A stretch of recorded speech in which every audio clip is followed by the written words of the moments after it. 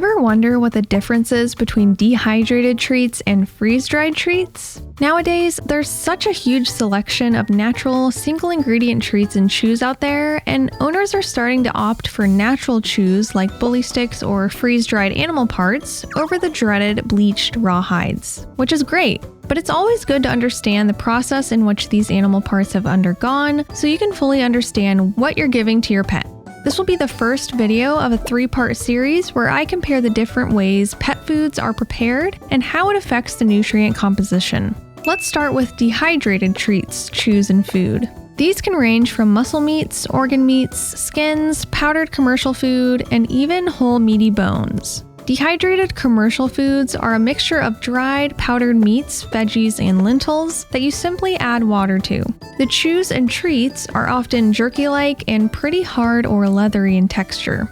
The process of dehydration involves a slow process of applying low heat and air circulation to remove moisture. The low temperature allows the moisture to evaporate while still keeping some nutrients and flavors preserved. The air circulation helps push the moisture out of the machine and gives the item an evenly distributed dryness. While this may be a good way to preserve shelf life, because heat is applied over a long period of time, this means the item is, in a way, cooked. While some nutrients are unaffected, vitamin A and C are often broken down or lost by the heat and air, and some literature suggests thiamine can be lost as well. Undergoing a sulfate treatment helps prevent the loss of vitamin A and C, however, the process can also destroy thiamine. Because of nutrient loss, dehydrated commercial foods need to be enriched with synthetic nutrients. The application of heat can also pose a health risk when feeding dehydrated meaty bones. Bones in their raw state are soft and bendable, while cooked bones are brittle and splinter when broken.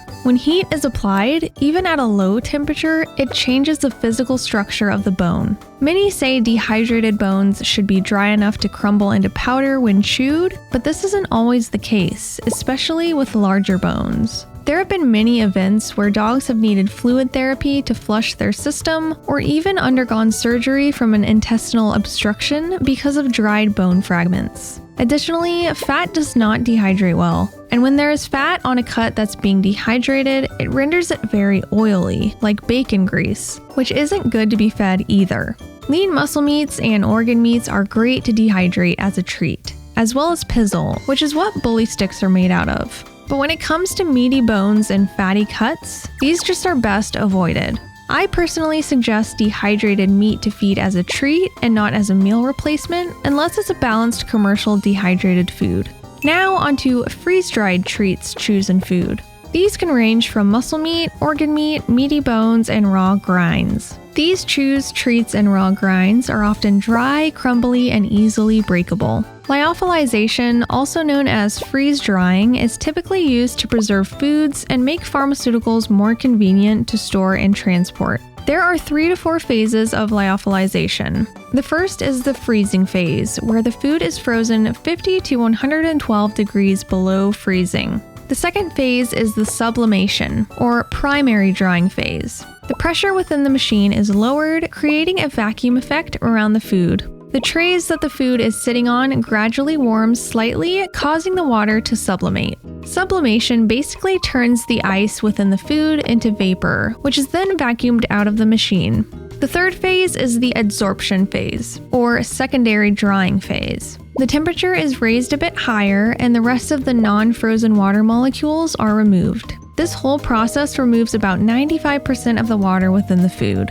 Most protein and fat-soluble vitamins within the meat show minimal damage, but there is some research showing loss of vitamin C, vitamin E, and beta-carotene, a precursor of vitamin A. Even though losses are recorded, they are less dramatic than the losses seen in dehydrated foods. Because of this unique process of freezing temperatures and moisture removal, freeze-dried bones crumble to a powder when dried and do not have the ability to splinter. Freeze-dried food is porous and can be rehydrated with water as well, which is suggested when feeding freeze-dried grinds. There are pros to both dehydrating and freeze-drying fresh foods. Dehydrated meat serves as an enriching treat that involves a lot of chewing and crunching, which is great for mental stimulation. And freeze-dried meat tends to retain more nutrients and makes for a yummy meal topper. However, when looking for a recreational meaty bone chew, the safer option between the two is going to be freeze-dried. It's important to remember that anything can happen with anything that you feed your pet, and there's no one-size-fits-all safe chew. If you're giving your pet a treat or a chew, raw, dehydrated, or freeze-dried, always monitor them as they eat it. Want to learn a little more about freeze-dried raw food? Check this video out.